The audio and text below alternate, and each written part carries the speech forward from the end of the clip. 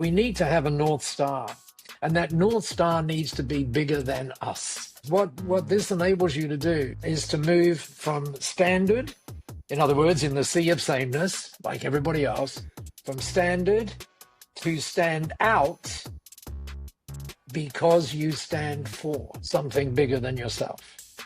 And if you just think about that for a minute, when you stand for something bigger than yourself, you inherently become more, quote unquote, attractive to the people that you're privileged to serve. Welcome to Legal Off The Leash, the podcast where we lead the profession out of the box and into a happier and more fulfilling future. We're your hosts, Scott Simmons and Elizabeth de Stadler. On today's episode, we're talking to Paul Dunn, co-founder and chairman of B1G1, which has helped businesses create over 368 million impacts globally by making giving an integral part of business transactions. His journey in business coaching and marketing made him realize that businesses weren't just tools for financial success, they could also transform lives. Paul, welcome to Legal Off The Leash. Oh, I should have recorded that introduction because I could use that every time, right? That's so good. Thank you, Scott, and hi, Elizabeth, and thank you wherever you are, by the way, joining us now. Thank you so much for taking the time. The three of us together are going to do our utmost to make this time an incredible time for you. Fantastic. I'm so pleased to have you on. Paul, you know how excited I'm about this. The two of us have been going backwards and forwards over email for a while. You know I'm a huge fan of yours and what you do, and your book Time's Up, the subscription business model for professional firms, which you co-wrote with Ron Baker, is just incredible. Elizabeth, I'm going to be reading some quotes from the book, which not only go really to the heart of this podcast, but I think very quickly you're going to be joining the Paul Dunn fan club. So, Paul, why don't we start with you just telling us about you, B1G1, why you created it and the impact that it's having on businesses? Well, it's interesting. And again, seriously, thank you for having me, and thank you for joining those of you listening, wherever it is you're listening. And as I'm thinking about those of you joining us, perhaps you've had those moments in your life, maybe those moments where you go home at the end of the day and you put your head on the pillow and you ask yourself an interesting question, which is that all there is, right? And the simple answer to that question is no, it's not all there is. And so I happen to have a wonderful moment way back in 2007 where I was chatting with someone that I mentored. Her name is Masami Sato, and she had a little tiny food business. And at one point during that, she said in this lovely Japanese accent, "Can we do different today?" And I said, "What do you mean?" She said, "Can I ask you the questions? Because as a mentor, you asked me the question." And the question that she asked me, Scott, was this. She said, it's a what if question. She said, what if every time business was done, something great happened in the world? And I went, "Oh, that'd be pretty cool." And then she said, "Well, given that you think that, what if we could develop a system and a process where that actually happened, where every time business was done, something great happened in the world?" And you might just pause for a minute, those of you listening to us, and think about that. Think about when you're sending an email. Wouldn't it be great if you could say, "Thank you so much for, or here comes the email," kind of thing. And just as a result of that interaction, 6 kids just got access to game-changing education, or maybe some kids in need, not necessarily kids in need, but families in need got access to water, or any of the other 456 things that you can now link things to in B1G1 Business for Good. So that was one of those moments, Scott, that literally changed my life. And by the way, I think life is all about moments as well. I think that someone once said to me that where we're at in our lives and our business is a result of our reactions to the moments that occur in our life. And I'm very, very hopeful. In fact, I know this is going to happen, that for so many people listening to us now, this is going to be one of those moments. That's where I'm coming from anyway. So I sure hope it is. That's like absolute. It's just amazing to hear you talk about that. In Time's Up, you write beautifully about purpose and impact. Can you tell us more about that? Sure. Now, if you go back into the literature, as I know you do, because you're very well read, you you would see that probably purpose is the word of the decade so far. We're all supposed to be purpose led and so on and so forth. But one of the things that I discovered after 2007 was this. What would happen is firms, businesses, professionals, they would in their companies or their firms, they would have what they call retreats. I wish they would call them forwards, but they call them retreats. Where they go away and they think about things, and then someone says, "Oh, I've read this stuff. We need to be on purpose." And so then they have the committee meeting to decide, "Oh, this is our purpose." And it's very difficult for them to get it down in anything other than several paragraphs, and so no one sees that. So then they decide they're going to stick it up in the toilet so people get it. But even if they had tiny words, one of the things that the profession knows only too well is that it's very difficult to measure words. Very, very difficult to measure words. But impacts you can measure. You really can, and you can see where they occur. And so this is part of the magic, I think, of B1G1, that you move from being purpose driven, which, by the way, is really important. And I've got some brand new stuff today, by the way, brand new stuff that even you haven't heard, Scott, that as I was researching where we were going to go today, that really puts it very, very well in terms of we need to have a North Star, and that North Star needs to be bigger than us. Let me put it in alliteration. Maybe the barristers amongst us might use alliteration sometimes to sway the people they have to sway. Alliteration is a very lovely skill. And so here it is. What this enables you to do is to move from standard, in other words, in the sea of sameness, like everybody else, from standard to stand out because you stand for something bigger than yourself. And if you just think about that for a minute, when you stand for something bigger than yourself, you inherently become more, quote unquote, attractive to the people that you're privileged to serve. And not only that, if you stand for the right things, you actually end up doing fantastic stuff in the world for those people who really need it most. And I am going to let Elizabeth come in because, well, but before I do, Elizabeth, I want to read something to you because you talk about purpose, you talk about impact, and lawyers, the legal profession, they're driven by a purpose. They're driven to make an impact. You write about transformations. I write about transformations. And by the way, I openly admit that I nabbed, transformations from you and Ron.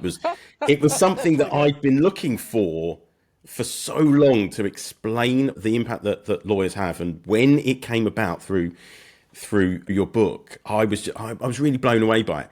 But I want to read something to you. And Elizabeth, once we've done this, I'm going to let you take over. But this is from the book Time's Up.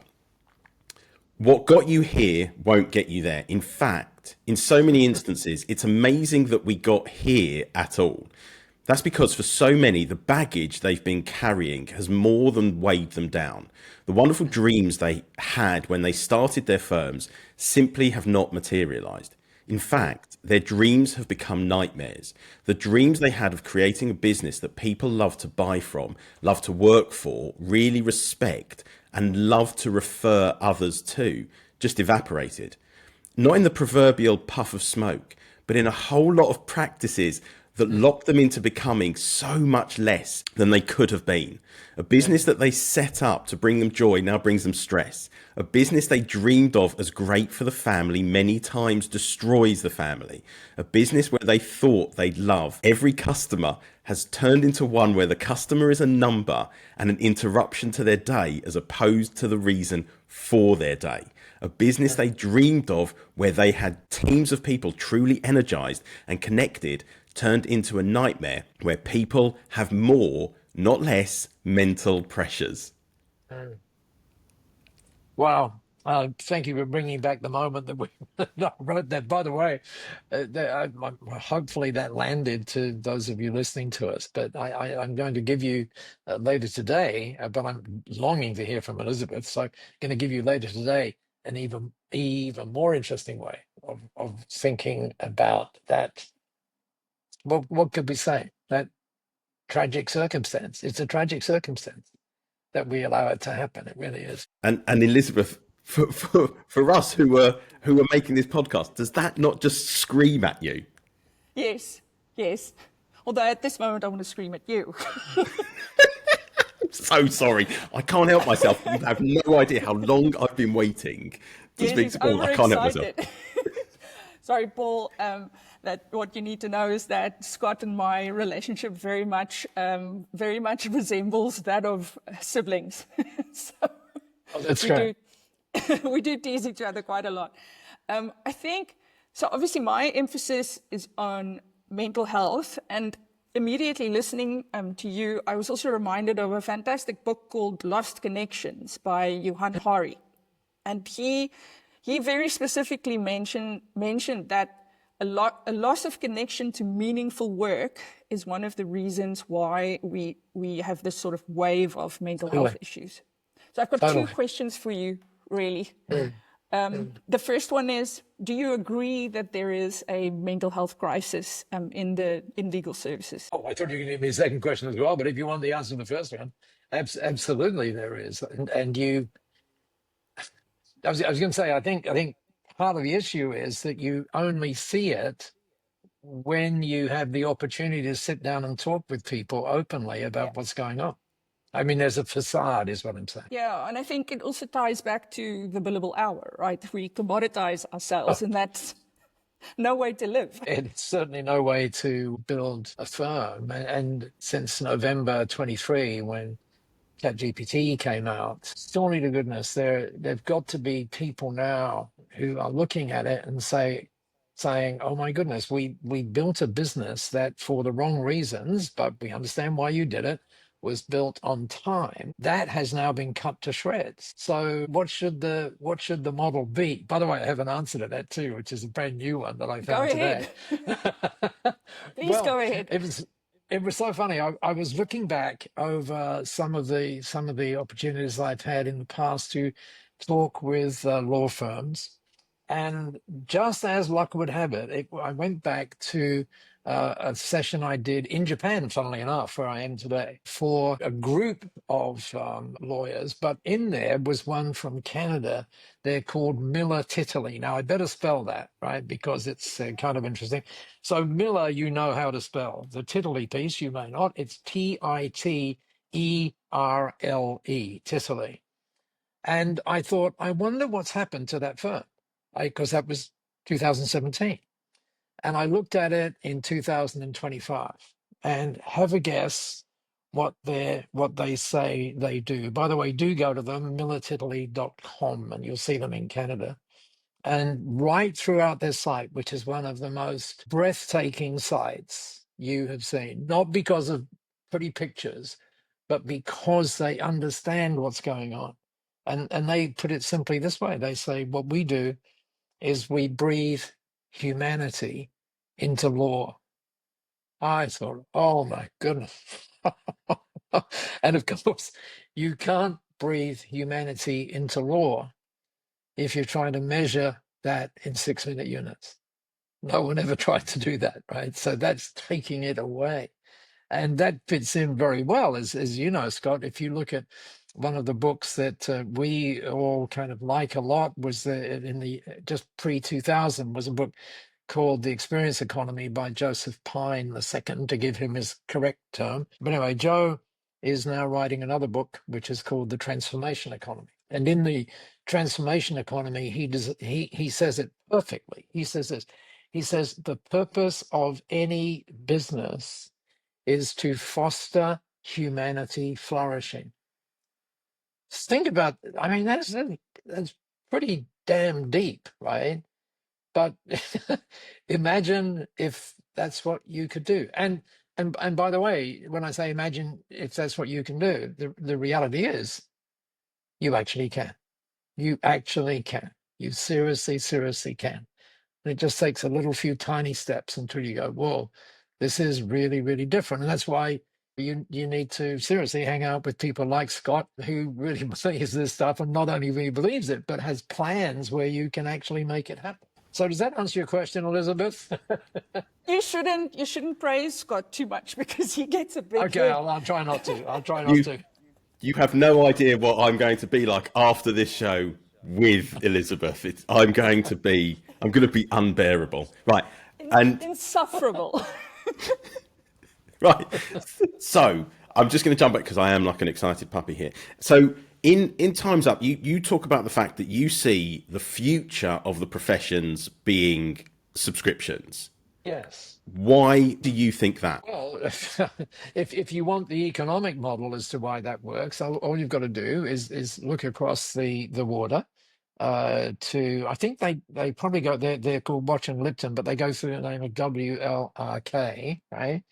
And they happen to be the most profitable firm in the world, $7 million per partner, kind of interesting, and not a timesheet in sight. Now, you might say, oh, yeah, well, they're serving government and they're up there. Yes, of course they're up there. And that's where we need to be. We need to move up, right? We need to move up. That's where it all happens. And that, by the way, that doesn't mean you don't serve the mum and dads in the streets and all that kind of stuff. Of course you do. Of course you do. But you do it in a way that's based not on the inputs, meaning time, but based on the outcomes. And you may want to add something for insurance because you cannot sometimes control what the judge is going to say, for example, or what the jury is going to say. So, and it's just such a freeing thing. And what's also more freeing is I love what Military say, right? They say, breathing humanity into law. What does that actually mean? What it means is when you're sitting across a desk from someone, all of us know what ICU means, right? It's an intensive care unit. I hope you never get to see one. But let's just redefine ICU this way. I see, meaning SEE, I see you as in YOU, which means you're sitting across the desk in a different way now, totally different way, right? And why are you doing that? Because your firm, for example, helps humanity flourish or breathes humanity into law, which means it breathes it into you, right? Which means it breathes it into the people around you because you're doing that, which means you take it home with you as well. So it's a beautiful full circle thing as to why we're here. And it goes back to what Elizabeth said earlier on, right? About connection. Very similar thing Brene Brown said, right? You can go to TED and you can look at Brene Brown's first TED Talk, 2010 it was, and 2 minutes 30 into that thing, she says this: connection is why we're here. And then she adds, it's what gives meaning and purpose to our lives. So without that connection, you have no meaning, no purpose, and it works the other way. Without meaning and purpose, you have no connection, right? Very simple. Very, very simple. And so, I mean, as we kind of riff on this now, it's really a great time to riff, isn't it? Because some of us, not every one of us, but some of us are going to think today maybe about the person you're going to be sitting across from today. And I hope, if nothing else, other than as a result of you listening to this, you see it differently. You really see it differently. And you see that what you're actually doing is not selling time, but you're working as best you can to change the outcomes for the people you're privileged to serve. I know an accounting firm that simply has a little banner up in there. You know when you go into a firm, you see all these posters on the wall.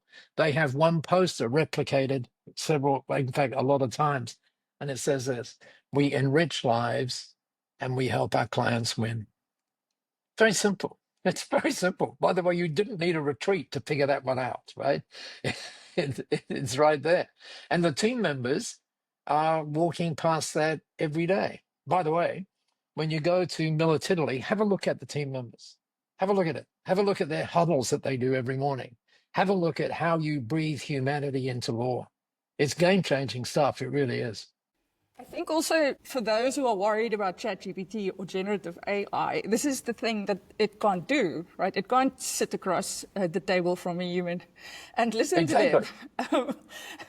It also made me think of the World Economic Forum's Future of Jobs report. And In the top 10, they had empathy as a skill that you need to acquire in order to still be relevant. And I think that's so interesting. It is. I mean, sadly, I'm not sure what they teach in law school these days, because I've never had the privilege of going through being taught being on the receiving end of what they teach in law school. But I would doubt that they ever say the real purpose of you. I mean, they could say to you, why did you become a lawyer? Why did you do that? And I bet the answer to that question is not to fill in 6-minute timesheets. I bet you that's not the answer, right? The answer at some very deep level is, I do this because I think I have the skill set to change lives. That's it. You know, and by the way, we're not just talking about the lives of the people that you have the privilege to serve. We're talking about your life. We're talking about your team members' life. We're talking about your family's life, right? The ripple effects of what we're talking about here are seriously significant. Seriously. It was interesting because in the foreword to your book, Blake Oliver said something along the lines of, it's those kind of old and generally accepted accounting practices. They can't measure things like intellectual capital, intangible assets. They can't measure customer relationships. Okay, what they have to be able to measure things. So they can measure equipment, they can measure inventory, they can measure things. They can't measure those sort of intangibles. Do you think that's how we've got to where we are today? Because when I speak to people all the time about value pricing and subscriptions, and I am becoming increasingly kind of obsessed with subscriptions. Do you think that the problem with that is that in our heads, we've spent generations in old accounting practices that say everything's got to be easily measured, easily accounted for, and we can't measure intangibles, we can't measure customer relationships. So how do we put a value on them? How do we put a price on those things? Because if we're creating transformations, I will always say to my clients, and Elizabeth and I worked together for a while until she became incredible at it and then decided she just, didn't need me anymore. In that respect, we still speak every single week, but she just doesn't want to pay me any longer for it. Oh, there you go. But No. I realized I could get it for free. yeah, God, you're so right. But do you think that is what holds us back from making this kind of meaningful change? That we've just been so indoctrinated with this idea that everything has to be tangible and it has to be measured that way. And if you cannot easily measure it, you can't put a value to it. Well, it's interesting because, you see, there is another way of looking at that. From a fundamental business point of view, certain things need to be measured. That is for sure. But here's the question. The question is, what are you not measuring, right? And I bet you, you're not measuring the joy. I bet you're not measuring the smiles. I bet you're not measuring the stress in the family. I bet you, right? And it's those things that we go, oh well, I'll put up with that because I'm running a business. No. There's something wrong with that measurement thing. So, yeah, but Scott, I think it is really interesting. And by the way, let me be very clear though that I have not sat in the seats where you sit, right? And so in a sense, it's this kind of outside person saying, well, I don't know what it's like to be where you are. The reality is I do know what it's like, even though it wasn't a law. I do know what it's like.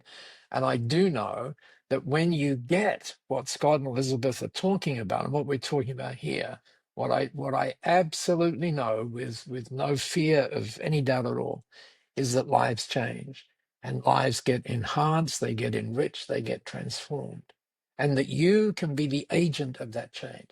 You really can. That makes sense? Yeah, I was thinking about generosity and altruism, which if I understand you correctly, that's also something that is at the heart of your business, right? It's to help organizations build generosity and altruism into their businesses. And I couldn't help but notice in one of your TED Talks, you had a cross-section of a brain. Can you talk a little bit about the impact of generosity and altruism on a person from a sort of neurochemical point of view? Well, from a neurochemical, I mean, this morning in the gym, for example. I do try to go there every morning because, and in fact, I do go there every morning at 5:30. Wow. It's very cold here in Japan right now, by the way. But I do go, and I go to a gym. I won't tell you the name, but they happen to be open 24 hours a day, and they happen to be right around the world. So as I travel, I can go into that particular place, right, which is really cool. And so I have this ritual. And what do I do during that ritual? What I do when I'm pounding on the treadmill or trying to push the weights up, I've got earphones on. Why have I got earphones on? Because I'm listening to people from all walks of life who are saying, you know, we need to have a ritual when we get up in the morning. That changes everything. We need to understand that 6 months from now, the world will have moved on to where it is going to be 6 months from now. The simple question is, did we? That's the simple question, right? And there's so much, Elizabeth, as you were pointing out, that we can look at and learn and change, because it doesn't have to be the stressful way it is. Can you imagine? You know, we've got this business school. It's called How to Create More Stress. But that is the reality in a lot of cases. But you know, Scott, I have people who join us in B1G1 around the world, and I was talking to one in Perth today, and you know who that was that I was talking with, and just amazing how that simple thing, because seriously, when I go into your firm, what do I see, right? Do I see a bunch of people, you know, huddled over, or do I see a bunch of people who are collectively working together to help to enrich the lives of the people they serve and the people around them? If I see that, then you know I'm a happy little camper. And by the way, talking about that, I saw a number recently, Scott. I don't think I used this number in the book, but I use some of these numbers in the book. But let's just think about the firm itself right now. And to make numbers easy, instead of talking percentages, let's imagine you have 100 people in the firm. I know you don't, maybe, but just imagine you did, just for the sake of discussion. And a company that you know, the company is called Gallup. They'll measure things. So you talked about measurement before, right? So they measure things. And one of the things they measure every quarter is employee or team member engagement. So imagine you've got these 100 people on a boat, and you are sitting in the tiller of standing on the tiller of the boat, and everybody is facing you, but they're going that way. That is to say, it's a rowboat, if that makes sense. Do you know what the studies say? The studies say, the latest Gallup study says this. It says that 23%, only 23%, are actually rowing with their backs to the leg, and they're rowing hard. Get this, 65%, huge number, are sitting in that boat with their oars in the water. 65% of them. That leaves, let's count now, that leaves 12. Have a guess what the other 12 are doing. And by the way, the other 12 could be partners too. The other 12 are rowing the other way. They're rowing the other way. And the audience is the people who've got their oars in the water. Now, here's the interesting stat. Gallup said that is costing the Australian economy. By the way, the Australian economy is a little smaller than the UK economy. I mean, there's 26, 28 million people. They said that is costing Australia $220 billion. It's amazing, right? And why does that happen? It happens because of the way we try to run our businesses, right? It's very simple, and we can change that very, very quickly. We really can. So, you know, tomorrow morning when you go in, or maybe even today when you go in and have a look, oh, I see someone who's just got their oars in the water. What am I going to do about that? Well, you might say, look, I'm talking to this guy who was in Japan at the moment, and he said, you're one of those 65%, and we need to have a conversation about that. You could say that, but you equally could say, how can we change up the conditions that everybody is working with? How can we have something that says we enrich lives and we help our clients win? How can we do that? Well, the answer is just get a simple poster. That's the answer. Well, one of the answers. Now, obviously, it's deeper than that, and that's why Scott loves, and so do I, some of the work, well, all of the work we did 2.5, 3 years ago now in Time's Up. What we are seeing though, Scott, is that more and more people are grabbing it and saying, you know what? This actually makes real sense. It really does make sense. And when we try it, great things happen. Yeah, I mean, I just think that's so incredibly fascinating to think about what's possible. Okay, so we know these things are possible. Elizabeth mentioned that kind of altruism. And Yes. when Elizabeth, and I hope you don't mind me kind of going back through this, Elizabeth, when Elizabeth and I first started working together, one of the things that we found was that Elizabeth had this desire not just to solve the issue. It wasn't even a case of kind of going above and beyond. Elizabeth would scope work, would agree the price or, the hourly rate, I think it might have been back then. But then she'd find other issues in those businesses. So in addition to doing the work that she was doing, she would then cover off, she'd then solve and for those other issues as well. She had this kind of, I don't know, you felt this huge responsibility, didn't you, to do that, to solve these additional problems. But the problem was that what Elizabeth wasn't doing was she wasn't speaking to the client first. She wasn't agreeing the new price, or at least making them aware of it so they could make an informed decision about whether or not to go ahead. And so when we first talked, Elizabeth was talking about how she kind of was starting to fall out of love with the actual work. And what we talked through was the fact that it actually wasn't the work that she'd fallen out of love with. She hadn't connected the fact that she was doing all of this additional work and not getting paid for it. There you So go. she was creating this incredible service. She was creating these incredible transformations, but it was impacting her own health. And we see that consistently in the legal profession. I go back to this kind of purpose and impact. If we want to have this huge purpose and we want to make this impact, which we do, how do we stop it from becoming a thing that actually negatively impacts our own lives as we do this? Well, I'm yet to see how being on purpose and getting a North Star that makes sense actually takes away from your life. I think it actually adds dramatically to your life. But it's like all of us listening to this now, we all have our own things going on, and we can't imagine some of those things going on. But what we can tell you is that as much as we see, what we see is people whose lives aren't as great as they could be. It's as simple as that. Here's what happens. Let me talk for a minute. Let's talk to the guys, okay? So guys, you know that you have a thing in your house somewhere. It's called a man cave, right?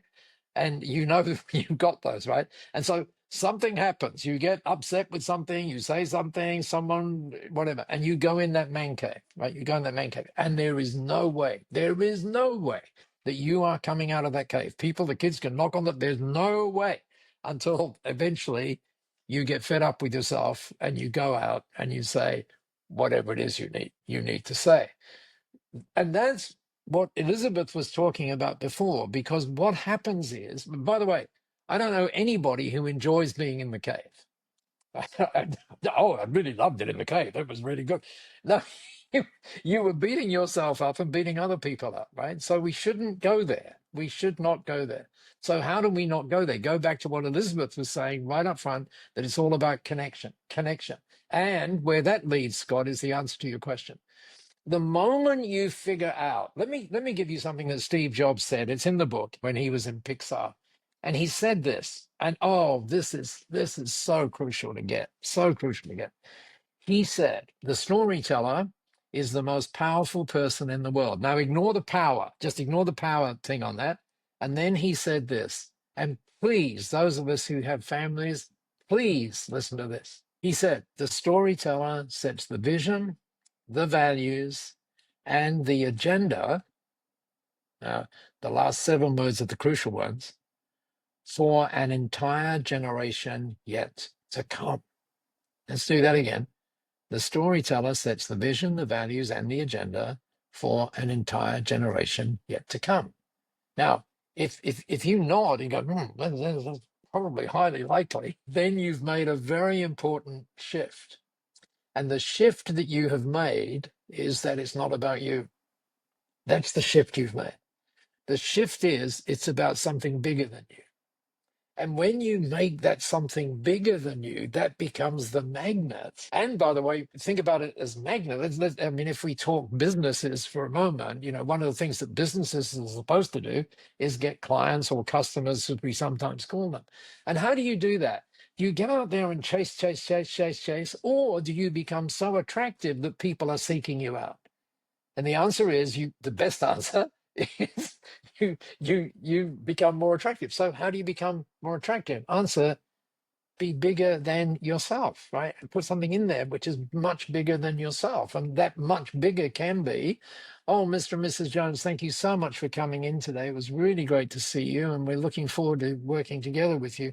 By the way, I need to let you know, just because you came in today and we were able to do some great things together, I'd like you to get a memento of that. You give them a little gratitude certificate which says, Mr. and Mrs. Jones, thanks so much for coming in. By the way, as a result of you coming in, 6 kids got access to bicycles, for example, so they could get to school quickly. How are Mr. and Mrs. Jones going to feel at that point, right?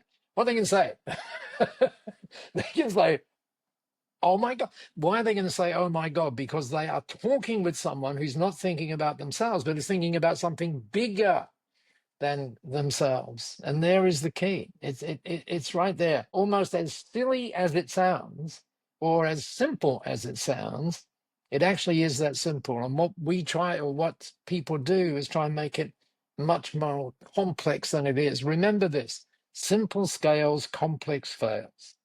The more complex your processes are, or for those of you listening to us in the US, let's translate it to your language, the more complex your processes are, there you go, that's their language, the more complex the processes are, the less you're going to scale, right? Which means the less good you're going to do.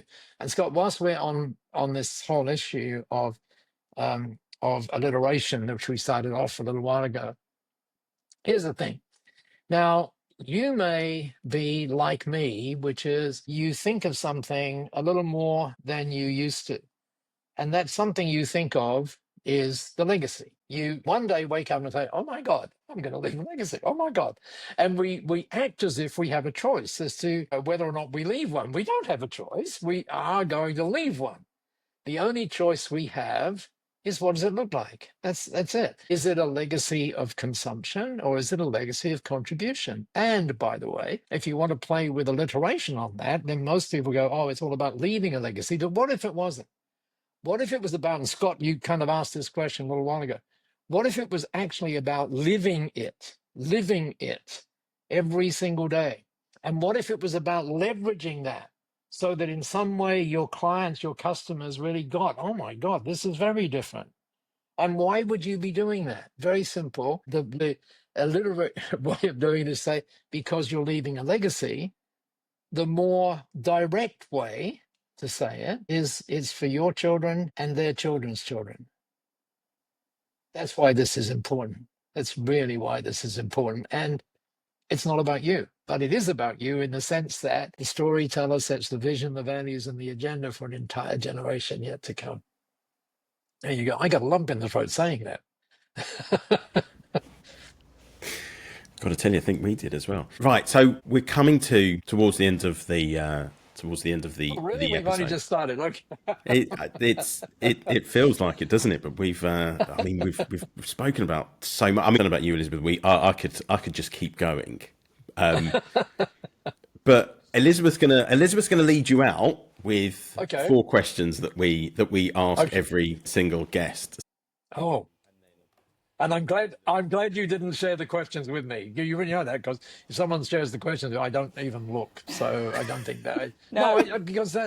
because that's not real, is it? I mean, it's you got to hit me with them and go. We're all about authenticity. Yeah, there you go. What advice would you give a lawyer just starting out in the profession? Oh, well, aside from read Time's Up, you mean? Aside from that, I think that's perfectly fine. in all seriousness, you would take a moment, and it would not be easy for you to do this because you've been through law school and all of that sort of stuff. But you would take a moment, and you would say, "Why am I doing this? Why am I doing that? And unless, here's the thing, unless you have total, and I do mean total, clarity. Clarity is such an important thing. If we don't have it, our life becomes really challenging. So clarity as to why you do it is really, really important. And it's also important that you check that clarity. You write it down. This is why I'm doing it. This is why. And you might check, is it about you? If it is, oh, maybe needs rewriting. If if it's about something bigger than you, it's probably okay. Right. Yeah, I wanna comment on that maybe just to give an illustration, right? Like many law students, when I left law school, I wanted to be a human rights lawyer. I don't know, Scott. Oh, really? You probably don't care about human rights. I'm kidding. Sorry, I put the mute button on, but now it kind of just sounds like I was really dismissive of that entirely. I'm going to go back on mute again, but okay. It's good. It's good we know where you're coming from, Elizabeth. Go. That did call for a response. And for the first part of my career, I went into commercial law, and it made me desperately unhappy until I had this realization that you talk about, where I realized, okay, maybe human rights law is not exactly this, but it's not an accident that I ended up in areas of law where the laws contain the word protection. I was a consumer protection and a data protection lawyer in my past. So I guess what I'm saying is I like what you're saying, to set it at the beginning, because you could save yourself a lot of heartache, and frustration. Yeah. Of course you can. So yeah. At a more meta level, what is the one thing that you would change about the legal industry? Oh, well, well, I mean, this is, I remember when I met Ron Baker for the first time, and Ron was in an audience, and he was really taking it. Everybody else had their arms folded. It was in California at the California CPA Society. And Ron came up to me afterwards and he said, "Oh my God," he said, "that was really, really something." And he said, no one's ever said this to me before. He said, "Can I tell you what I'd like on my tombstone?" Scott, honestly, no one has ever introduced themselves to me like that before. So I said, seriously. He says, and we celebrate that moment, by the way, every year. And I said, "Okay, what would you want on your tombstone?" And he said, "Here lies Ronald J. Baker, the man who killed the billable hour." And that's the answer to your question, Elizabeth. Yeah. That is the answer to your question. And you know, because we spoke about it before, you know that there are a lot of people who study this, who work in the mental health space, who actually in print say that people who are forcing people to measure every 6-minute unit are actually killing the people that they do. And I know that's really controversial, but let me put it to you this way, right? What if we said that we're actually there enriching people's lives? And then you would ask the question, is forcing them to do 6 units actually a component of that? The answer is no, it's destroying. So that's what I would do. You were talking about empathy towards the client, but I think empathy towards your co-workers or your employees is just as important. Well, they are your first client or customer. You don't get it right with them, it's not going to be right with anyone else. Yeah. And then also empathy with yourself, I think. So Yes. three empathies. There you go. Right. What is the common myth about success in the legal profession that you would like to debunk? I think the myth is changing. Well, let me put it this way: the story we tell ourselves is changing. Okay, let me put it to you that way. It's like an accountant. You know, the accountant comes up to you at an event. You ask them, "What do you do?" And the person says, "I'm an accountant." And have you ever noticed when that happens, the other person sort of walks to and has this, they cross their legs and go, "Oh, I just need to go." Sorry. And I think the same thing happens with lawyers, not perhaps in the same way that it happens to accountants, but I don't think most people want to stay around, right? If that makes sense, right? And so I think one of the myths are that, you know, we're successful and we do all of these things and look at the money, all of that kind of stuff. That's one thing I would love to get rid of. And I would love them to be able to say to people, by the way, so what is it that you do? Well, I enrich lives. I help people keep safe in the big world that we're in, and I run a business that I really enjoy. I'd love them to say that. You're reminding me of my favorite lawyer joke. What is the difference between lawyers and accountants? Accountants know that they're boring.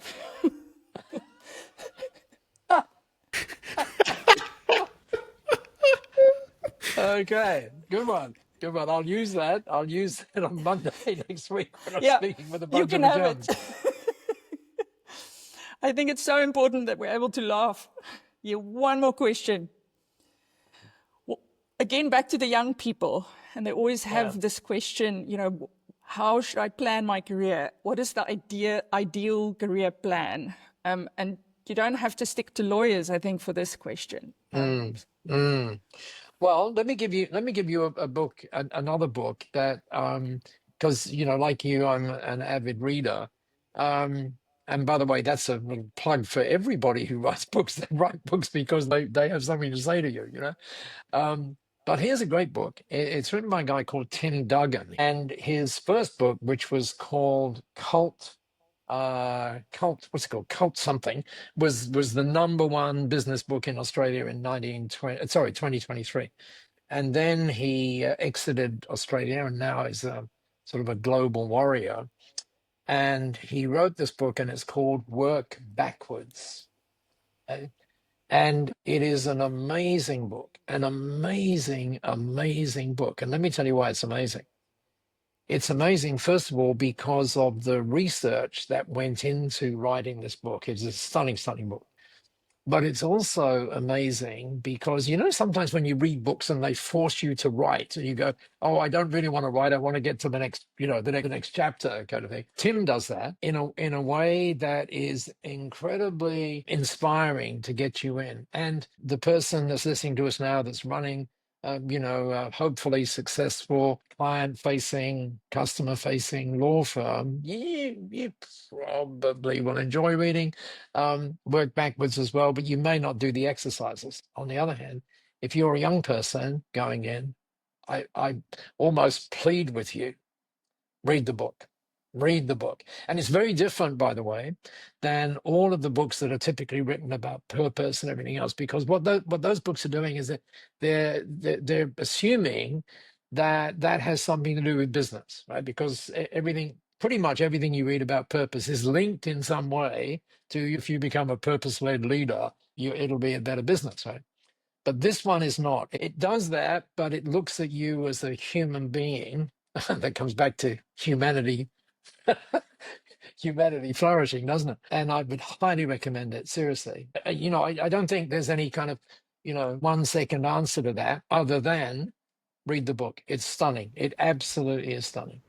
So, funnily enough, the book is called Cult Status: How to Build a Business People right, Adore. Cult Status, yeah. And I've just been on Kindle because I haven't read that yet, so I've just been on there. That's the first one, but then and by the way, that particular book is really interesting because he talks about his own entrepreneurial journey, not as a lawyer, but he talks about one time, we spoke a little bit about mental health today, and he talks about one time when he had sold his business. Now, you might think that would require, or that would necessitate, going out and going to the local club and having lots of champagne or whatever people drink these days. It did not. It ended up in him spending 24 hours on the floor of a bathroom. He was so drained. So the second book kind of kicks off from there and shows you how to prevent that. And by the way, if you're running a quote unquote successful law firm, remember the quote we gave you about Steve Jobs. You might want to give that to your kids as well, because it really does speak to them. It really does. I think that's a really good point to bring things to a close. And I'm speaking on behalf of Scott. He was clearly very excited to speak to you. Scott, do you want to jump up and down some more? I would. Believe you me, when we hit the stop button, I'll do that even worse.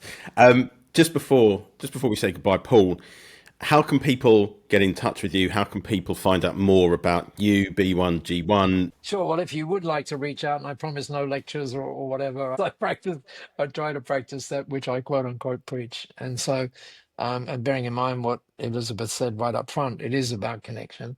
And so if you would love to connect, you can find me on LinkedIn, of course. But if you want to drop me an email ahead of that, you can. So it's Paul, as in Paul, at B1G1. That's a capital B. Well, it doesn't have to be capital. It's a single B for Bob, the number one, followed by a G for George. I don't think I'd ever make it as an air traffic controller because I don't remember. But so B for Bob, one is the number, then G for George, followed by the number one, and then .com. Thanks, Scott, for letting me do that too, and I'm looking forward to you. Because this is not how should I say it? This is not a one person knows the answer and all of that kind of stuff. This is about connecting. This is about sharing opinions and sharing views and so on. And you've got Scott and Elizabeth doing that endlessly. So, contribute and connect. There may well be some advantage to you doing that. Thank you very much. It's not hyperbole to say that there were some goosebump moments, and you definitely spoke to me personally. And I hope other people have that experience as well listening to this. Can I just add one more goosebump moment then? Do it. Question is, where do you go from here? And I've just remembered something that is probably good. Where do you go from here point. Just remember this. We talked earlier on about vision, where you're going and that. So think about it this way.